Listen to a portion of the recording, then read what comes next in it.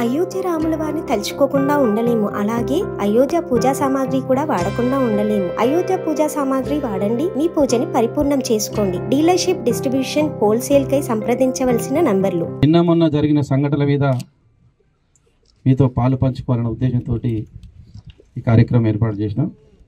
ప్రధానంగా మా MGR charitable trust అనేది మానవ సేవయే మాధవ సేవ అనే నినాదంతో పుట్టిందే మా ఎంజీఆర్ చారిటబుల్ ట్రస్ట్.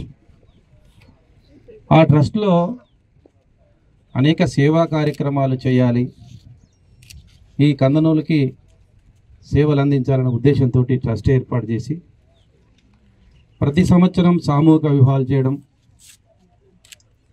మాజీ ముఖ్యమంత్రి వర్యులు కేసీఆర్ గారి పిలుపు మేరకు మన ఊరు మన బడిలో భాగస్వాములు కావాలి అనే ఒక పిలిపిస్తే వారిని పిలుపును ఆదర్శంగా తీసుకొని ఇలా మండలానికి ఒక స్కూల్ కట్టించాలని సంకల్పంతో ఇలా స్కూల్ కట్టించే కార్యక్రమం కానీ, పిల్లలకు డ్రైవింగ్ లైసెన్స్ ఇప్పించడం కానీ, కోచింగ్ సెంటర్లు ఏర్పాటు చేయడం కానీ, సామూహిక వివాహాలు ఏర్పాటు చేయడం కానీ, ఆకలిగా ఉన్న వాళ్ళకు కడుపు నిండా భోజనం పెట్టాలని మర్యాద క్యాంటీనే కానీ అనేకమైనటువంటి ఏది కార్యక్రమాలు చేస్తున్న పందనంలో మీకు వాస్తవాలు తెలియాలి.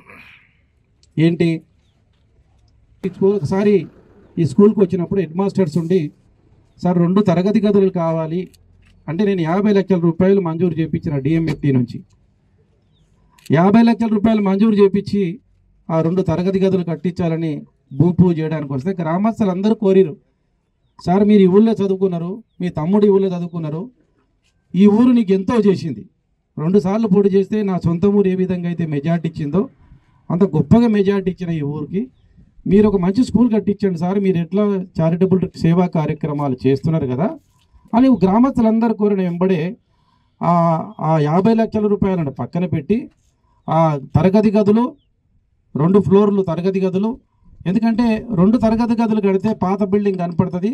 వాస్తు ప్రకారంగా సౌత్ ఈస్ట్లో నార్త్ ఈస్ట్లో బిల్డింగ్ ఉంది,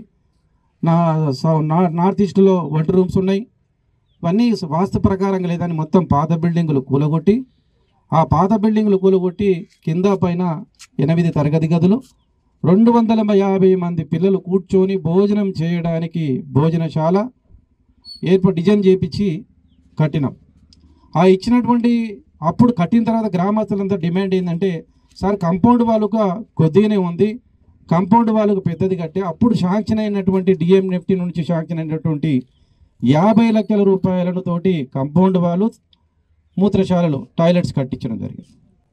కానీ కొంతమంది ఇక్కడ ఉన్నటువంటి ఎమ్మెల్యే గారు మరి తెలుసో తెలియదో, ఆయనకు అవగాహన ఉందో అవగాహన లేక మాట్లాడినరో లేకపోతే ఆయన పక్కనున్న వాళ్ళు ఎవరని చెప్పిర్రో, అధికారాన్ని అడిగితే సమాచారం ఇస్తారు.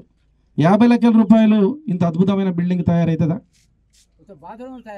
ఒక బాత్రూమ్ తయారు కాదు. అట్లాంటిది 60 లక్షల రూపాయలు ప్రభుత్వ నిధులు పెట్టుకున్నారు అని మాట్లాడినారు. ఆ మాటని మీ బేషరతుగా పిల్లల మీద భవిష్యత్తు మీద మీకు ఏమన్నా అభిమానం ఉంటే ఆ బేషరతుగా మీరు ఆ మాటను వెనక్కి తీసుకోండి. లేదు అంటే ప్రభుత్వం మీద ఉంది, అధికారులను తీసుకొచ్చి 50 లక్షల రూపాయలు ఎక్కడ ఖర్చు పెట్టిర్రో మీరు ఒకసారి ఎంక్వైరీ చేయించండి.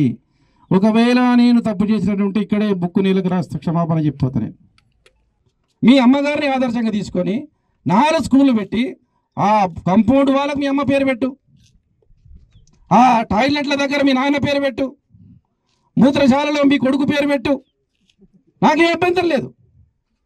కిటికీ నీ పేరు పెట్టు, మీ కుటుంబ సభ్యుల ధరలు ఉంటారు కదా, ఊళ్ళో ఈ కందనూలు ధరలు ఉంటారు కదా, ఆ దేశముఖుల ధరల పేర్లు పెట్టు, కాంపౌండ్ వాళ్ళకు గేట్లకు గ్రిల్స్కు పెట్టు, నాకేం అభ్యంతరం లేదు. ఒక ఊరు తీసుకుందాం, ఇదే సిరిసవాడకి రా, ఊరు స్కూల్ ఓపెన్ చేసిపోయినాం కదా, ఆ స్కూల్ మీద ఉన్నటువంటి శ్రద్ధ ఆ ముసలి వాళ్ళకి 4,000 మీద ఎందుకు లేదు నీకు?